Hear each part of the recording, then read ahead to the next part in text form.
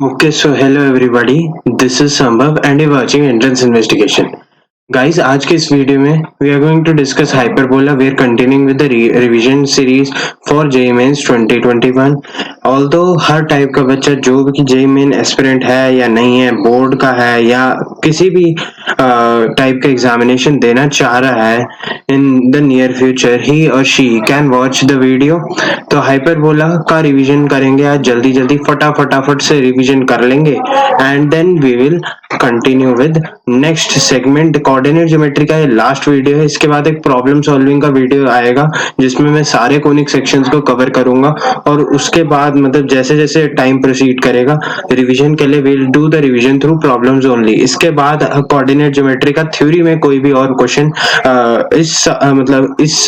मतलब next year के aspirants के लिए नहीं आने वाला है, मैं पहले ही बता देता हूं. तो इसीलिए कह रहा हूं मैं कि रिवीजन चेकलिस्ट का जो अपना सिलसिला है उसे कंप्लीट कर लें. आप लोगों को इसके बाद मैं 1 डे और दे दूंगा ताकि आप अपने सारे कॉन्सेप्ट्स कर लें, उसके बाद प्रॉब्लम सॉल्विंग होगा. इसका मतलब आज जो वीडियो आ रहा है वो तो ठीक है, पर कल कोई वीडियो नहीं आने वाला है ताकि आप लोगों को रिवीजन चेकलिस्ट करने का टाइम दिया जाए. ठीक है, कोऑर्डिनेट ज्योमेट्री अच्छा कर लोगे तो मतलब कम से कम 2 से 3 क्वेश्चन कोऑर्डिनेट ज्योमेट्री के हर साल JEE मेन में आते हैं. ठीक है, तो इसको करना बहुत जरूरी है, इसको करना बहुत इंपॉर्टेंट है, आप लोगों के स्कोर को बहुत अच्छे से बूस्ट करेगा. मोर ओवर ये बहुत ही इजी टॉपिक है, इसलिए इसे करना बहुत इंपॉर्टेंट बन जाता है. ठीक है गाइस, तो चलिए अभी के लिए फिलहाल हाइपरबोला स्टार्ट करते हैं. Let's start guys. सबसे पहले हाइपरबोला क्या है? Hyperbola is a conic whose eccentricity is greater than unity. देखिए, हमने बात की थी कि किसी भी लोकस जो हमारे कोनिक सेक्शन का लोकस है उसके ऊपर मैं अगर बात करूं, अगर मैं वापस उसी बात को छेड़ूं कि distance from a point is E times the distance from line. जैसे मैं अगर रफ टर्म्स में बोलूं, that is distance from focus is equal to E times is a constant times distance from directrix. ठीक है, ये हमने डिस्कस किया था, राइट? तो इसी वजह से इसमें जब ये वाला डिस्टेंस, पॉइंट का डिस्टेंस लाइन से डिस्टेंस से ज्यादा हो जाए उस केस में E ग्रेटर देन 1 आ जाता है और बल्जिंग आउटवर्ड शेप बन जाता है. कितना मतलब हमने कल ये बात भी डिस्कस की थी ना कि eccentricity is the measure of the curvature of the thing. ठीक है, तो उसी में हमने बात की थी कि E अगर ग्रेटर देन 1 हो गया तो इसका मतलब ये बल्जिंग आउटवर्ड है. E लेस देन 1 के लिए एलिप्स होता है और E ग्रेटर देन 1 के लिए हाइपरबोला हो जाएगा. For the conic in which the focus does not lie on directrix. I think ये बात आप लोगों को क्लियर होनी चाहिए. इसके बाद आता है स्टैंडर्ड इक्वेशन एंड डेफिनेशन. तो स्टैंडर्ड इक्वेशन आपकी हाइपरबोला की ये होती है. एलिप्स की डेफिनेशन में बस ये डिफरेंस है कि x स्क्वायर उधर x square by square plus y square by b square is equal to 1 होता है. यहाँ पर प्लस की जगह हम माइनस साइन को इंट्रोड्यूस कर सकते हैं. अब E भी ग्रेटर देन 1 है तो b स्क्वायर को पॉजिटिव होने के लिए a square times e square minus 1 करेंगे क्योंकि e स्क्वायर माइनस 1 एक पॉजिटिव टर्म है. तो ये भी करना बहुत ही जरूरी है. इससे हम एक और रिजल्ट निकाल सकते हैं, A square E square is equal to A square plus B square, यानी कि इसेंट्रिसिटी का फॉर्मूला हो जाता है 1 प्लस बी स्क्वायर अपॉन ए स्क्वायर. याद रखें कि एलिप्स से आप जब भी एलिप्स के रिजल्ट्स देखेंगे उसमें बस बी स्क्वायर की जगह अगर आप माइनस बी स्क्वायर से इंटरचेंज कर देंगे तो आपको सारे रिजल्ट्स हाइपरबोला के लिए अप्लाई होते हुए मिल जाएंगे. ये जनरली ये वाला ट्रेंड पाया जाता है. क्यों? क्योंकि सिमेट्रिकली अगर हम देखें तो यहाँ पर इक्वेशन में तो पहले ही चेंज आया और इसेंट्रिसिटी जस्ट बिल्कुल ऑपोजिट सेंसेस में चली जाती है. इसमें मैं एक और बात कहना चाहूंगा कि आप बी स्क्वायर और ए स्क्वायर के कंफ्यूजन में ना रहें. देखिए, E square is equal to 1 plus B square upon A square. तो generally B square is less than A square तभी क्योंकि ये वाली जो चीज है we have considered it for the hyperbola x square by square minus y square by b square is equal to 1. तो इसमें जो नेगेटिव के साथ वाला है उसको हमें ऊपर रखना है और जो पॉजिटिव के साथ है उसको हमें नीचे रखना है. ठीक है, तो ये हमारा कंडीशन हो जाता है. ओके जी, इसमें मैं एक और बात जरूर बताना चाहूंगा कि हमारी यहाँ पर ये वाली जो एक्सिस है ये वाली मेजर एक्सिस होती है और जो डिस्टेंस बिटवीन द ये वाली जो एक्सिस है ये अपन की माइनर एक्सिस हो जाती है. ठीक है, ये इसने वही लिख दिया कि ये वाली एक्सिस को हमने ट्रांसवर्स एक्सिस बोल दिया और ये वाली कॉन्जुगेट एक्सिस बोल दिया। तो CA is the length of conjugate axis that is 2B and TA is the length of transverse axis that is 2A। CA upon TA का वैल्यू B अपॉन A आ जाता है, जिसका स्क्वायर करके हमें यही वाला रिजल्ट मिल जाता है। ठीक है गाइस, इसके बाद मैं एक और बात बताना चाहूंगा कि यहाँ पर जो फोकस है, ठीक है, जो हमारा फिक्स्ड पॉइंट है, that is the focus, that is this point and in the same sense this is the secondary focus. ठीक है, इक्वेशन ऑफ डायरेक्ट्रिक्स जैसे कि मतलब बिल्कुल बिल्कुल सब कुछ इलिप्स की तरह चलेगा। यहाँ से बस डिस्टेंसेस का फर्क है ना, ये वाला डिस्टेंस छोटा है कंपेयर टू ये वाला डिस्टेंस, जस्ट वही वाली बात है। ठीक है, तभी तो हमें एक ratio that is greater then 1 उसको इसमें इंट्रोड्यूस कर रहे हैं ताकि वो इस डिस्टेंस के बराबर हो जाए। ठीक है, तो equation of directrix is x equal to a by E and x equal to minus a by E. ठीक है, तो फॉर अ क्विक रिवीजन अगर मैं जल्दी जल्दी आप लोगों को बताने की कोशिश करूं कि एलिप्स हाइपरबोला में क्या डिफरेंस है, तो मैं आपको ये बताना चाहूंगा कि इसमें एंड पॉइंट्स यही रहेंगे -a,0 and this one is a,0 and this is -a,0 right. इसका जो फोकस है दैट इज ae,0। हम स्टैंडर्ड हाइपरबोला की बात करें x² by a² minus y² by b² equal to 1 की, और यहाँ पर भी -ae,0 आ जाता है। ठीक है जी, यहाँ से ये वाला 0,b और ये 0,-b, ये हमारे ये हमारी लेंथ ऑफ कॉन्जुगेट एक्सिस आ जाती है। ये हमारी जो एक्सिस है एक्स एक्सिस, ये हमारी ट्रांसवर्स एक्सिस होती है। ठीक है, मैं ये चाहता हूँ कि टर्म्स में कंफ्यूजन ना हो, इसीलिए मैं वापस यही बातें रिपीट कर रहा हूँ। ठीक है, और ये जो y एक्सिस है, ये वाली चीज हमारी कॉन्जुगेट एक्सिस बन जाती है। ठीक है, I hope that this is clear. Length of transverse axis मैंने बता ही दिया 2a है और कॉन्जुगेट एक्सिस की 2b है। ठीक है, इक्वेशंस ऑफ डायरेक्ट्रिसेस की बात करें तो ये यहाँ से देखो a बाई ई के देखें तो a से और ग्रेटर देन 1 है ना e, तो a by E is less then a। ठीक है, तो इसीलिए ये यहाँ पर कहीं पे आएगा डायरेक्ट्रिक्स लाइन, तो ये आ जाएगा x equal to a by E and in the same terms यहाँ से भी ये आएगा और ये x equal to minus a by E आ जाएगा। ठीक है, तो I hope that this is clear. Moving on to the next point. Okay, so vertices मैंने जैसे बता दिया a,0 माइनस a,0। ठीक है, मैं वापस से एक बार दिखा देता हूँ, यहाँ पर भी एक रफ सा फिगर बना दिया। Oh sorry, I am so sorry. ठीक है, चलिए रफ सा फिगर बना तो चुका हूं मैं। अब यहाँ पर देखिए ये हमारे जो कोऑर्डिनेट्स हैं, दीज आर द वर्टिसेस। ये a,0 है और ये -a,0 है। ओके गाइस, इसके बाद आता है length of latus rectum. Length of latus rectum is 2b² by, obvious सी बात है यहाँ पर जो हमारा फोकस है, ठीक है, ae,0 उससे यहाँ ये वाली लेंथ निकालनी है। तो ये बहुत ही सिंपल है, देखिए x² by a² minus y² by b² equal to 1 के लिए अगर मैं जब बात कर रहा हूँ, ठीक है, तो जब मैं x इक्वल टू ae डालूंगा तो मुझे y के लिए दो कोऑर्डिनेट्स मिलेंगे। ठीक है, जैसा कि हमारा एलिप्स में भी हुआ था। कल आपने अगर एलिप्स का वीडियो देखा है, आज आपको हाइपरबोला में दिक्कत नहीं आने वाली है। ठीक है, तो y का ये आ जाता है वैल्यू।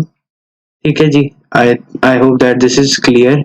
तो y का ये वैल्यू आ जाता है, so this is the 2y। So ये वाली y है, तो ये 2y is equal to 2b root of e² plus 1। Length of latus rectum, अब e² माइनस 1 क्या है, एक्चुअल में e² क्या है, e² है 1 plus b² upon a², right. तो अब इसको इसमें पुट कर दीजिए, 2 से हमने 2 भी कैंसिल कर दिया, सॉरी, हम लेंथ ऑफ लेटस रेक्टम तो 2y है, सो 2 कैंसिल नहीं होगा, यहाँ पर 2 एज इट इज रहेगा। ठीक है, तो ये length of latus rectum L that is 2y is equal to 2b under root e² minus 1। तो e² माइनस 1 तो हो गया b² अपॉन a² और उसका अंडर रूट हो जाएगा b upon a।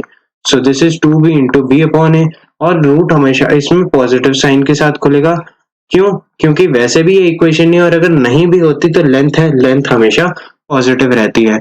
Note that length of latus rectum is 2e distance of focus from the corresponding directrix. ठीक है, हालांकि this is not that important point, but this point is really somewhat more important to you guys. ठीक है, transverse axis बता ही दी मैंने आपको और conjugate axis भी बता दी। Note that the transverse axis and conjugate axis of the hyperbola are together known as the principal axis of the hyperbola. Okay guys, so let's move to the next point. So next point is focal property of a hyperbola. Focal property of a hyperbola में हम ये कह सकते हैं कि ऐसा कोई भी कर्व जो हमारे पास ये कंडीशन फॉलो करे, ये लेट्स से ये d1 है और ये d2 है। So d1 minus d2 mod of d1 minus mod of d2 के एंटायर कमाउंट, यहाँ पे माइनस साइन है, don't confuse it with this. Okay, so यहाँ पर माइनस साइन है, so this is equal to 2a। So distance ss dash is the focal length here. ठीक है, ss dash is the focal length, s dash s, this is known as the focal length of the hyperbola. This is the focal length of the hyperbola. Okay, I hope that this is clear. Fine, then I think we can move to the next point. ठीक है, next point is conjugate hyperbola. देखिए क्या होता है, हर hyperbola अपने आप एक conjugate जरूर रखेगा। देखिए एक कॉन्जुगेट एलिप्स से याद करें, अगर कॉन्जुगेट एलिप्स का फंडा आपको पता है तो मैं बता देता हूँ। ठीक है, कॉन्जुगेट एलिप्स में क्या था, एक हमारे पास हॉरिजॉन्टल एलिप्स था और उसी के कॉन्जुगेट में इसी को हमने ऐसे 180 एक्सिस चेंज करके रख दिया तो एक वर्टिकल एलिप्स बन जाता है। इसके equation x square by a square plus y square by b square equal to 1 होता है और इसका equation x square by b square plus y square by a square equal to 1 होता है। तो बेसिकली क्या हो रहा है, इसमें वैसे तो ए स्क्वायर, अच्छा इसमें ए स्क्वायर और बी स्क्वायर इंटरचेंज नहीं हो रहे हैं, ये ऐसा है इसमें, हाँ एक्चुअल में इसमें यही हुआ कि ये दोनों अपनी पोजीशंस इंटरचेंज कर गए। हाइपरबोला में बस थोड़ा सा फंडा अलग से चलता है। हाइपरबोला में अगर मैं बोलूं कि x square by a square minus y square by b square equal to 1 है, अगर मैं इसे प्लॉट करने की कोशिश करूं सो this is something like this kind of stuff. Okay guys, now अगर ये ऐसे है तो इसी में हमारा जब वर्टिकल हाइपरबोला होगा तो ये कुछ इस तरीके से, मतलब इसका conjugate hyperbola would move something like this. So ये वाला जो है this is the conjugate hyperbola. ठीक है जी, I hope that this is clear. Okay, तो ये इस इन लाइंस के अबाउट सिमेट्रिक होता है। इन लाइंस के ऊपर हम अभी डिस्कशन करेंगे थोड़ी देर में। ठीक है, आप कुछ नहीं करना, आप इस वाली इक्वेशन को जब you multiply this equation with -1 से आप मल्टीप्लाई करेंगे। ओके जी, जब आप इस चीज से मल्टीप्लाई करेंगे तो आपके पास x square by a square with minus sign और plus y square by b square equal to 1 मिल जाता है, which is the conjugate hyperbola to the hyperbola x square by a square minus y square by b square equal to 1. I hope that this is clear. Let's move on to the next point.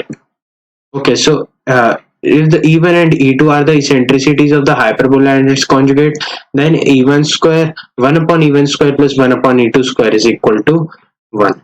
Okay guys, इसको याद रखें, result as a result याद रख सकते हैं, वरना आप जल्दी जल्दी इसे फटाफट प्रूव भी कर सकते हैं। ठीक है, इस वाले का हो जाएगा x square by square y square by b square minus x square by square equal to 1 आ जाएगा ना ये। ठीक है, तो इसका इसेंट्रिसिटी हो जाएगा 1 प्लस ई स्क्वायर आ जाएगा 1 प्लस बी स्क्वायर अपॉन ए स्क्वायर प्लस यहाँ पर आ जाएगा 1 प्लस 1 अपॉन 1 प्लस ए स्क्वायर अपॉन बी स्क्वायर।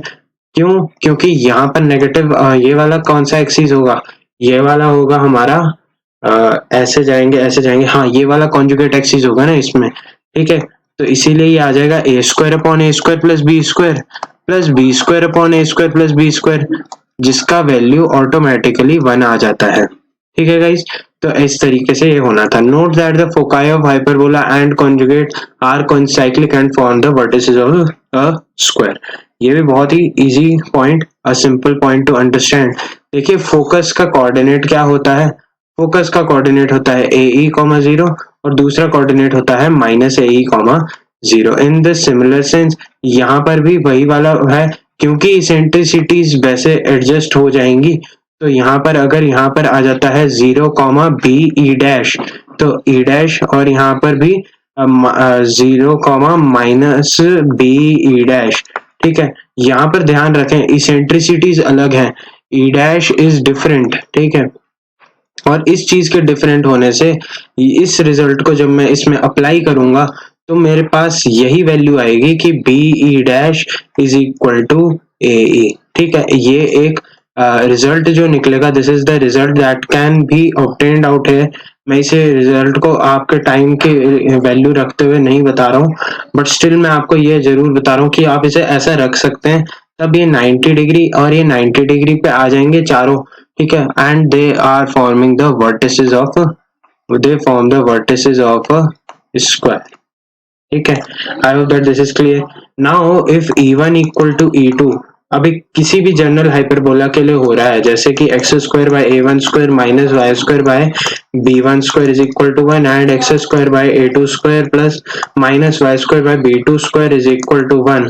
तो अगर मैं इन दोनों में बात करूं तो अब E1 इक्वल टू E2 जो है ना, अगर ऐसा है यानी कि B1 square by A1 square is equal to B2 square by A2 square, उस सिनेरियो में क्या होगा गाइस, उस सिनेरियो में इसेंट्रिसिटीज बराबर आ जाएंगी, and in that case the hyperbolas are said to be similar if they have the same eccentricity.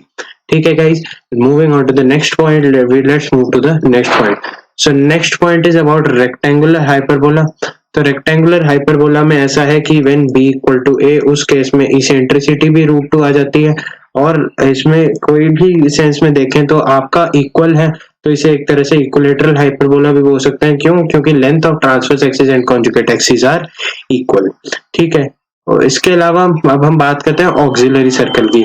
इस चीज की ध्यान, इसके ऊपर थोड़ा सा ध्यान देना, क्योंकि ये हमें पैरामीट्रिक पॉइंट को समझने में हेल्प करेगा। हालांकि this is not that important, आप पैरामीट्रिक पॉइंट याद रखते हैं, that is much more than sufficient. ठीक है गाइस, अच्छा इस पॉइंट के चलिए, ये हमारा ऑक्सिलरी सर्कल है।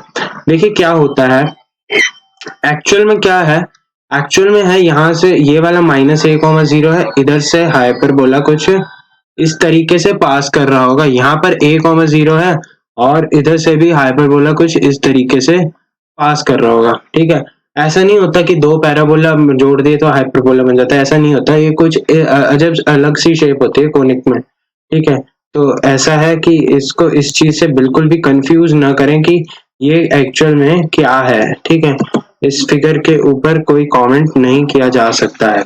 ठीक है, पर मैं ये जरूर बोल सकता हूँ कि ये मेरे पास 2 पॉइंट है और मेरा सेंटर अगर ओरिजिन है, ठीक है, तो मैं ये एक सर्कल ड्रॉ कर सकता हूँ। ठीक है, और ये जो सर्कल है, ठीक है, लेट्स से अगर ये एंगल थीटा है तो ये वाला कोऑर्डिनेट हो जाता है a cos theta comma a sin theta. ठीक है, अब यहां से मैं एक लाइन खींच लेता हूं ऐसे। ठीक है, जब मैंने ये लाइन खींची, ठीक है, तो ये एक्चुअल में क्या थी, टेंजेंट थी, और equation of tangent to a circle is x cos theta plus y sin theta equal to a। अच्छा, इसमें y का वैल्यू 0 हो गया तो x का वैल्यू क्या आ गया, a बाय cos थीटा यानी कि a sec थीटा। तो ये आ जाएगा, ऐसे जाते जाते ये वाला पॉइंट आ जाएगा a sec थीटा। ये वाली प्रॉपर्टी फॉलो कर रहा है। ये पॉइंट अगर a sec थीटा है तो x square by a square minus y square by b square equal to 1 डालेंगे, इसमें a sec थीटा डालेंगे तो y square by b square आ जाएगा sec स्क्वायर थीटा माइनस 1 करके आ जाएगा, that is tan square theta.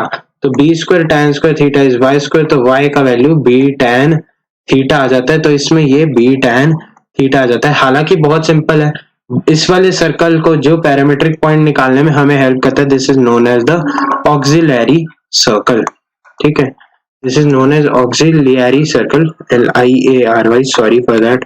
ठीक है, a circle drawn from center T and T as diameter is called auxiliary circle, and equation of this is this.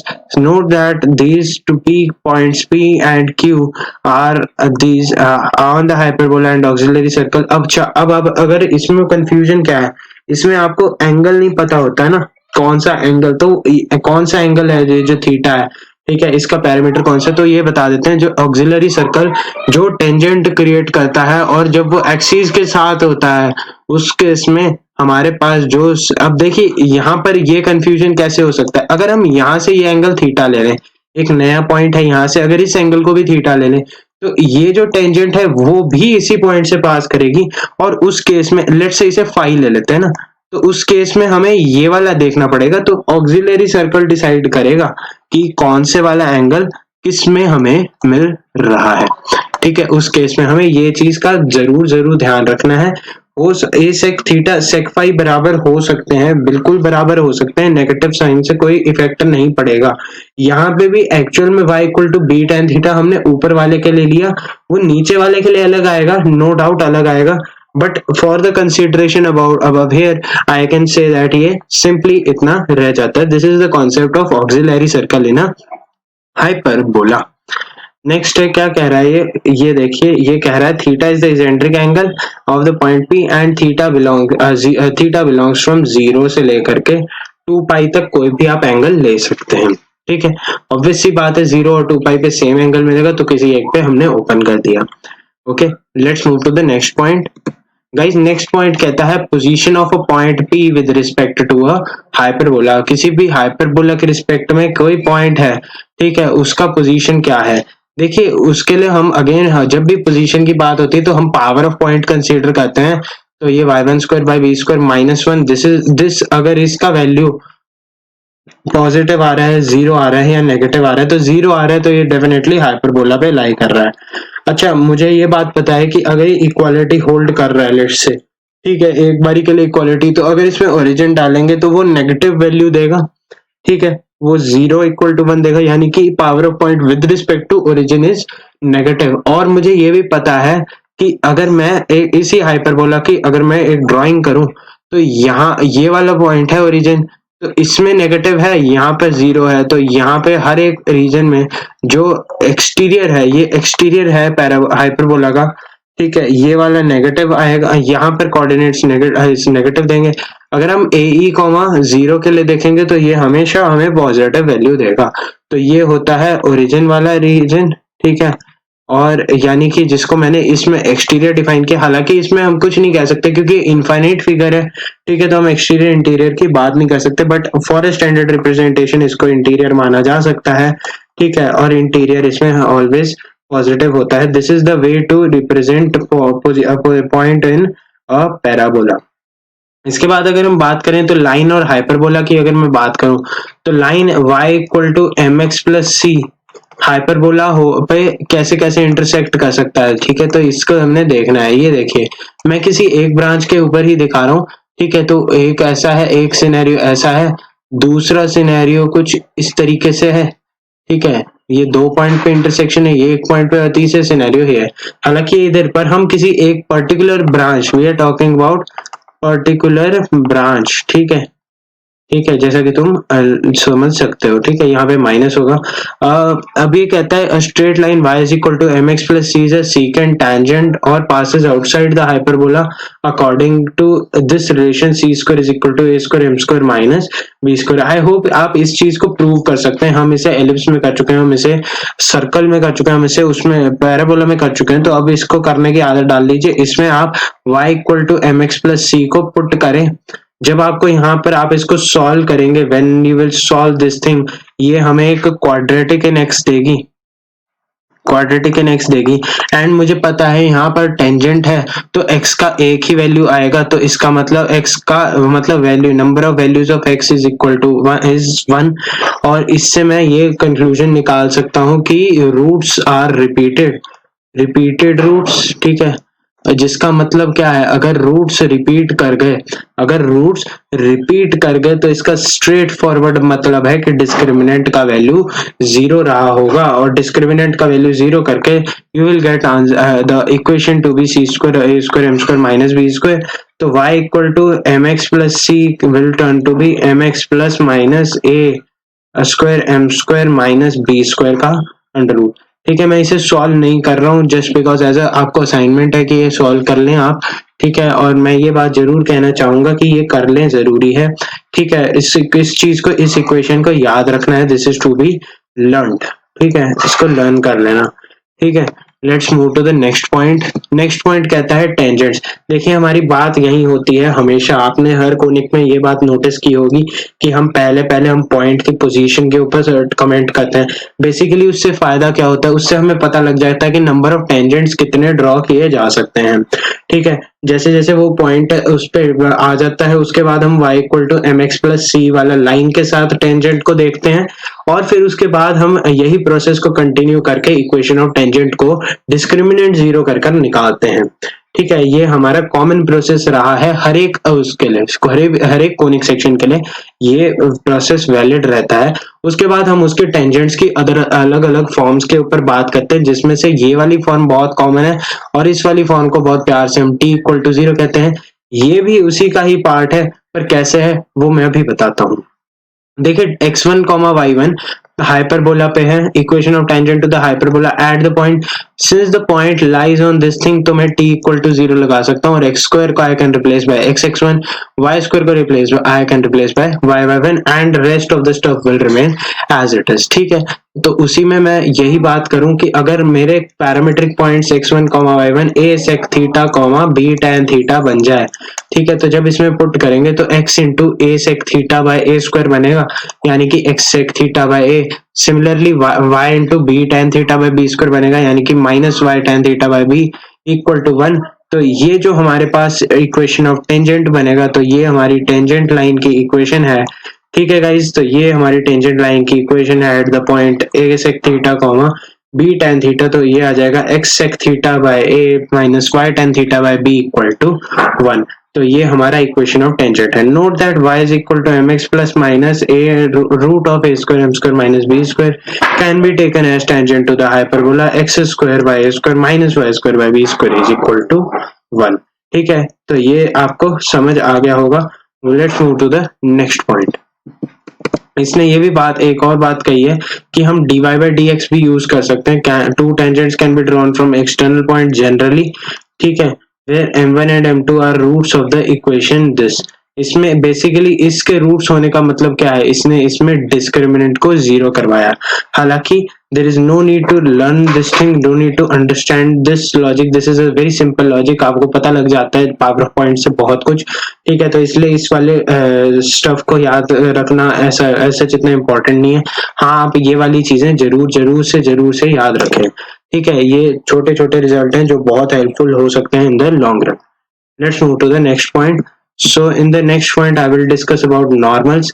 सबसे पहले normal line की equation लिखने के लिए मैं टेंजेंट लाइन की इक्वेशन लिखना चाहूंगा। क्यों? क्योंकि मुझे पता है टेंजेंट लाइन नॉर्मल लाइन के परपेंडिकुलर होता है। ठीक है, तो अगर आपको टेंजेंट की इक्वेशन याद है तो आपको नॉर्मल की इक्वेशन याद रखना ऐसा कोई जरूरी बात नहीं है। ठीक है, तो यहाँ पर आ जाता है x(x1) y square minus y(y1) by b square is equal to 1। जैसा कि मैं जानता हूँ कि b(x1) x b स्क्वायर x1 x माइनस a square y1 y is equal to a square b square, ये मेरा इक्वेशन ऑफ टेंजेंट है। और इक्वेशन ऑफ नॉर्मल निकालने के लिए मैं इसी में बिल्कुल इन दोनों को बढ़िया तरीके से इंटरचेंज करता हूँ। तो a square y1 x minus b square x plus plus हो जाएगा, साइन भी तो चेंज होता है, तो b square x1 y is equal to lambda. जब इसमें मैं इसको मैं x1 y1 पे सेटिस्फाई करूंगा तो लैम्डा का वैल्यू आ जाता है a square x1 y1 plus B square y1 x1, यानी कि x1 y1 that is a square plus B square times x1 y1। अब ध्यान से देखिए, ऐसा है कि हमारे पास इस टाइप का फॉर्मेट है a square x y1 plus B square y x1 is equal to a square plus B square x1 y1। ठीक है, ये बिल्कुल डिफरेंट अप्रोच है और आपको ये किसी मॉड्यूल या किसी बुक में शायद ना भी दिखे। ठीक है, क्योंकि मैंने अपने आप ये डेवलप किया है ये अप्रोच, मतलब मैंने ढूंढा है कि कैसे इसको याद रखा जा सकता है। ठीक है, अगर कहीं मिल जाए तो बात अलग है। ठीक है, मैं ऐसा क्लेम नहीं कर रहा कि मिल जाएगा हर जगह, पर मैं ऐसा जरूर कह सकता हूँ कि ये मतलब मैंने कहीं नहीं देखा, इस तरीके से याद रखा जा सकता है। ठीक है, ये तरीका होता है, इसको कई लोग रट भी सकते हैं, देयर इज नो पॉइंट। ठीक है, मैंने सिंपल लॉजिक से बता दिया। ठीक है, x1 को I can write as a sec theta, y1 को I can write as b tan theta. ठीक है, जब इसको पुट करेंगे इसमें, अच्छा a square plus B square इधर सी स्क्वायर यानी कि ए स्क्वायर ई स्क्वायर भी होता है। ये हमने हाइपरबोला में पढ़ा, क्यों? क्योंकि a square times 1 plus B square upon A square kind of stuff लिखा हुआ है।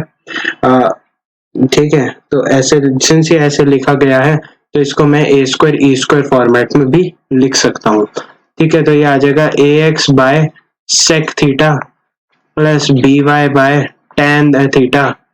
ठीक है, is equal to, I think मैं सब कुछ ठीक कर रहा हूँ ना, हाँ ठीक है, is equal to A square plus B square आ जाता है, जो कि हमारा रिक्वायर्ड रिजल्ट है। ठीक है, so this is to be remembered. Okay, yeah, normal to hyperbola at point this is written in this format, tangent is written in this format. तो उससे प्रूव करना आना चाहिए, याद रखना है तो रख लो, नहीं रखना कोई फर्क नहीं पड़ता है। ओके, नेक्स्ट है डायरेक्टर सर्कल। तो डायरेक्टर सर्कल का मीनिंग क्या है? तो डायरेक्टर सर्कल का मीनिंग है कि locus of intersection of perpendicular tangents. ठीक है, ये भी हम डिस्कस कर चुके हैं कि परपेंडिकुलर टेंजेंट्स हैं तो उन दोनों का स्लोप का प्रोडक्ट -1 आता है, जिससे हमारे पास रिक्वायर्ड रिजल्ट्स आते हैं, जेन्युइन से रिजल्ट्स होते हैं। हाँ, इसमें भी ये 0 से कॉन्सेंट्रिक मतलब सेंटर के साथ कॉन्सेंट्रिक होता है, और उसमें ये वाला ए स्क्वायर माइनस बी स्क्वायर आता है। अब इसने कह दिया, दो केस बना दिए कि बी स्क्वायर ग्रेटर देन ए स्क्वायर है तो सर्कल बनता ही नहीं, यानी कि डायरेक्टर सर्कल है ही नहीं। और इस केस में जब भी बी स्क्वायर ग्रेटर देन ए स्क्वायर हो गया तो हमारा x square by a square minus y square by b square equal to 1 है।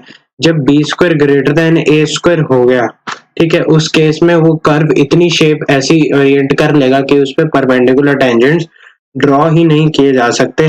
हालांकि इसमें परपेंडिकुलर टेंजेंट्स इस सिनेरियो में ड्रॉ किए जा सकते हैं, और इस सिनेरियो में जब हम ड्रॉ करेंगे, ठीक है, तो रेडियस 0 होगा, यानी कि वो एक पॉइंट सर्कल की तरह बिहेव करेगा। ठीक है, उतना इंपॉर्टेंट नहीं है as such director circle, but अगर आपको डायरेक्टर सर्कल की इक्वेशन याद है तो अगर आपको locus of point of intersection of perpendicular tangent directly पूछ ले तो आप डायरेक्टर सर्कल लिख सकते हो। ठीक है, मीनिंग पता होना चाहिए, ऐसे कोई नहीं पूछेगा right the director circle of equation. ठीक है, आईआईटी में ऐसे क्वेश्चन नहीं आते हैं। आईआईटी में क्वेश्चन आएगा कि locus of point of intersection is this.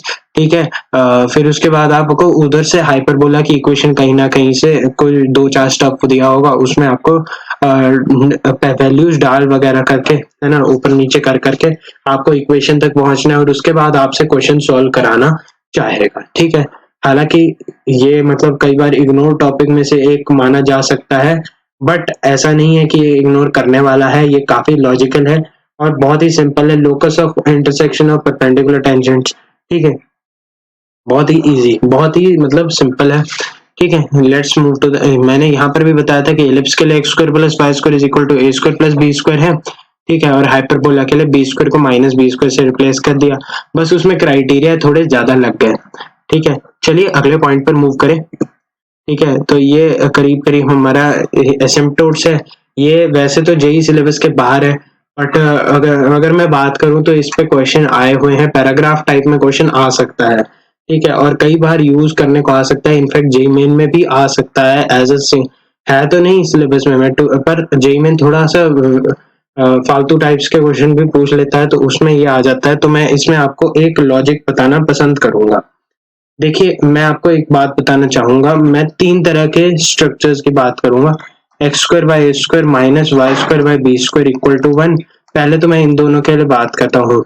ठीक है, माइनस इधर लगा लीजिए और यहाँ पर y square by b square equal to 1। ठीक है, ऐसे करें। ठीक है, तो ये हमारे जो दो हैं, ये हमारे कॉन्जुगेट हाइपरबोला, ये कॉन्जुगेट पेयर है एक तरह का। ठीक है, तो जब हमारे पास यहाँ पर कॉन्जुगेट पेयर था तो इसमें ऐसा कुछ सिचुएशन बना होगा कि एक हाइपरबोला कुछ इस तरीके से गया, ठीक है जी, कुछ इस तरीके से, और दूसरा hyperbola, just I would like to get some space out here. ठीक है, सो ओके, एंड यहाँ पर the second hyperbola I can draw it in the separate colour as well. ठीक है, वो कुछ इस तरीके से गया होगा। ठीक है, इनकी इसेंट्रिसिटीज का तो पता है। ठीक है, बट अगर मैं इस लाइन को कंसीडर करूं, considering this line and this line, तो आपको ये बात नोटिस करने में आ रही है कि ये वाले जो है, ये एक्चुअल में थोड़ा सा figure not drawn to scale वाला सिचुएशन है, ठीक है। तो ये कुछ इस तरीके से आएगा सच दैट ये इंक्लाइन होके आएगा और ये इंफिनिटी पे कहीं ना कहीं इसी असिम्पटोट को मिल जाएगा। सिमिलरली ये भी कुछ इस तरीके से मिल के आएंगे, ठीक है। तो ये एक्चुअल में अगर हम बहुत ही क्रूड वे में बात करें तो टेंजेंट्स एट इंफिनिटी, ठीक है, टेंजेंट्स एट इंफिनिटी इनको हम बोलते हैं असिम्पटोट्स, ठीक है। असिम्पटोट्स आर टेंजेंट्स एट इंफिनिटी।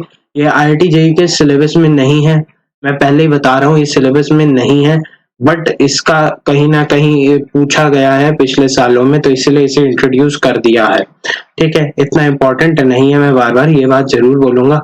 हाँ, और इसमें एक बात बहुत ही इम्पोर्टेंट, मैं इस ये जो है ये एक्चुअल में pair of straight line through origin है, ठीक है। तो इसकी इक्वेशन में आपको याद रखना है, the equation is x square by a square minus का y square by b square is equal to 0 ठीक है। ओरिजिन से पास करता हुआ ये होता है, कुछ भी नहीं करना है, यहाँ के 1 की जगह 0 कर दोगे तो तुम्हें एक आंसर ये मिल जाएगा, ठीक है। लास्ट पॉइंट है हमारा रेक्टेंगुलर हाइपरबोला, बट उससे भी पहले मैं एक और पॉइंट आपके साथ डिस्कस करना चाहूंगा। जब भी आपके पास हाइपरबोला का इक्वेशन है, ठीक है, हाइपरबोला का इक्वेशन है, तो वो एक 2 डिग्री कर्व है।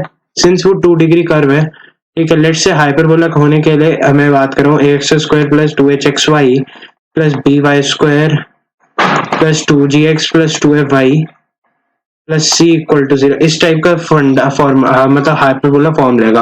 तो h square greater than a b है, तब हमारा हाइपरबोला होता है। तो अब देखिए हाइपरबोला का, ठीक है जी, जब हाइपरबोला है तो उसका सेंटर लोकेट करना है, ठीक है। तो सेंटर लोकेट करना है किसी हाइपरबोला का, तो आप कुछ नहीं कीजिए, इसका पार्शियल डेरिवेटिव ले लीजिए। आई थिंक आप लोगों ने पार्शियल डेरिवेटिव फिजिक्स में तो पढ़ा होगा, ठीक है। पार्शियल डेरिवेटिव लेने का फंडा क्या है, अगेन ये पार्शियल डिफरेंशिएशन आ जाता है इसमें, ठीक है। तो बहुत ही बेसिक वाला है, तो ये आ जाता है जिसकी वजह से आउट ऑफ सिलेबस वाला फॉर्मेट वापस पकड़ने लग जाता है। तो इस वाले अब ये वाला जो सिस्टम है ना ax स्क्वायर, ये वाला जो क्वाड्रेटिक है, इसको हम विद रिस्पेक्ट टू जब x डिफरेंशिएट करेंगे तो ये आ जाएगा 2ax प्लस 2hy, ठीक है। इसमें क्या है, differentiate with respect to x keeping y as a constant, ठीक है। तो इसमें प्लस बी स्क्वायर y, अच्छा ये तो कैंसिल हो जाएगा, ठीक है। उसके बाद अच्छा बी वाई स्क्वायर तो कैंसिल हो गया, उसके बाद 2g, ठीक है, और ये वाला 2f भी कैंसिल और c भी 0 आ जाएगा। ये हमारा एक इक्वेशन बनेगा, ठीक है। Similarly differentiate with respect to y करेंगे तो पहला टर्म जाएगा, दूसरे टर्म में यहाँ पर 2hx बचेगा, और फिर उसके बाद बी वाई स्क्वायर का आ जाएगा 2by, ठीक है, और उसके बाद यहाँ पर बचेगा 2f इक्वल टू 0। तो ये हमारे पास 2 इक्वेशंस और 2 वेरिएबल्स में है, तो इसका एक यूनिक सॉल्यूशन आएगा, ठीक है। और जब इसका सॉल्यूशन आएगा तब इसको मैं डिक्लेयर कर दूंगा कि जो सॉल्यूशन है that is the centre of the hyperbola. ये थोड़ा सा आउट ऑफ वो है, ठीक है, उतना इंपॉर्टेंट नहीं है, बट अगर लोकेट करने मतलब सेंटर पूछ ले तो आप डायरेक्टली इसको डिफरेंशिएट करें, 2 इक्वेशन बनेंगी 2 वेरिएबल में, उनको सॉल्व करें, आपका आंसर आ जाएगा, ठीक है। नेक्स्ट है रेक्टेंगुलर हाइपरबोला। तो रेक्टेंगुलर हाइपरबोला कुछ भी नहीं है, रेक्टेंगुलर हाइपरबोला में कह दिया इसने एसिम्पटोट्स एज एक्सिस ऑफ कोऑर्डिनेट्स, ठीक है। तो उस केस में क्या है हमारा ये जो है ना, ठीक है, आप इसके रिस्पेक्ट में ऐसे जो हाइपरबोला बन रहा था, ठीक है, अब आप इसको एज सच इतना ही रोटेट कर दें, ठीक है। तो जैसे ही इसे रोटेट करेंगे तो ये कुछ इस तरीके से बन जाएगा, ठीक है। और इस वाले कर्व को हम बोलते हैं रेक्टेंगुलर हाइपरबोला। ये तो आप लोगों ने थर्मोडायनेमिक्स वगैरह में भी देखा होगा, या पीवी कर्व हो गया, ठीक है, वो हमने इसमें डिस्कस कर लिया, ठीक है। तो इसमें क्या है, एसिम्पटोट्स हमने एक्सिस ऑफ कोऑर्डिनेट के साथ वो रोटेट करके कर दिए, ठीक है। इतना कॉम्प्लिकेटेड नहीं है, ये भी थोड़ा सा आउट ऑफ बॉक्स है। इसमें x y equal to c square याद रखो, और इसका पैरामीट्रिक रिप्रेजेंटेशन याद रखो सी टी और सी बाई टी। देखो एक्चुअली क्या है, y is equal to c by x, c square by x है ना, तो x अगर सी टी होगा तो y सी बाई टी होता है, ये आपको याद रखना है, ठीक है। Equation of chord joining no need to remember.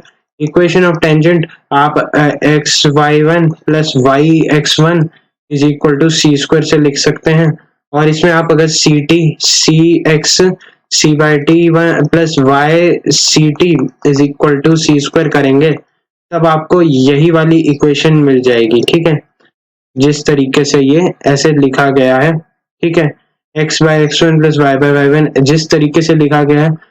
अच्छा, यहाँ पे xy को xy1 प्लस yx1/2 लिखते हैं ना, ठीक है, तो इसको यहाँ पर एक 2 भी और इंट्रोड्यूस इसी वजह से हो जाता है, by 2 is equal to this, तो इससे ये वाली इक्वेशन जनरेट हो जाती है। ठीक है, और टेंजेंट लाइन पता है और हमें कोऑर्डिनेट पता है, तो हम इससे नॉर्मल को डिड्यूस कर सकते हैं।